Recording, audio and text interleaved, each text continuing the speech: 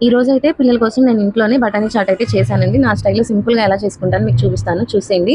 ఇంకా ముందుగా అయితే మనం ముందు రోజునైతే ఇలా బఠానీలు నానబెట్టుకుంటాం కదా! ఇంక వాటిలో బఠానీలకు సరిపోను సాల్ట్ ఏసి ఉడకపెట్టుకోవాలి. ఒక 4, 5 విజిల్స్ రావచ్చు. నేనైతే 6 విజిల్స్ అయితే రానిచ్చానండి. అయినా సరే పప్పు గాని కొంచెం గట్టిగానే ఉంది. మరీ అంత మెత్తగా అవ్వలేదనమాట. ఇంక సరే అని ఇంక సగం అందులో నీరు పోయేదాకా వార్చేసి అందులో సగం బఠానీలు తీసి మిక్సీకి వేసి పక్కన పెట్టుకున్నాను. ఈలోపు నూనె వేసేసి నూనె కాగిన తర్వాత సన్నగా కట్ చేసుకున్న ఉల్లిపాయ ముక్కలు వేసి ఇంకా అది కూడా వేగిన తర్వాత ఈలోపు ఏంటంటే మళ్ళీ ఒక టమాటాని మిక్సీకి వేసి ప్యూరీ లాగా చేసుకున్నాను.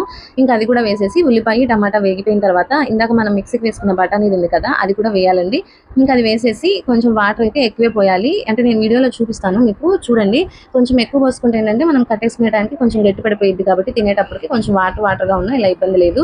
ఇంకా అందులో బఠానీకి సరిపోను కారం అయితే వేసుకొని ఇలా దగ్గర పడేదాకా ఉంచి కట్టేసుకొని బౌల్లో తీసేసుకొని ఇంకా అందులో ఇందాక సగమే వేసుకున్నాం కదా ఇంకా మిగిలిన బఠానీలు కొంచెం పైన అలాగా అంటే నోటికి పప్పు తగిలితే బాగుంటుందని ఇంకా అట్లా సన్నగా కట్ చేసుకుని ఉల్లిపాయ బఠానీ బూంది ఇంకొంచెం కారం ఉప్పు గరం మసాలా నిమ్మకాయ వేసుకొని తినేస్తే టేస్ట్ అయితే బాగుంటుంది ఫ్రెండ్స్. ఓకేనా? మీకు ఈ సింపుల్ ప్రాసెస్ కనుక నచ్చితే ఒక చిన్న లైక్ ఇచ్చేసి ఛానల్ని సబ్స్క్రైబ్ చేసుకోండి ఫ్రెండ్స్. ఓకేనా ఫ్రెండ్స్? Bye friends.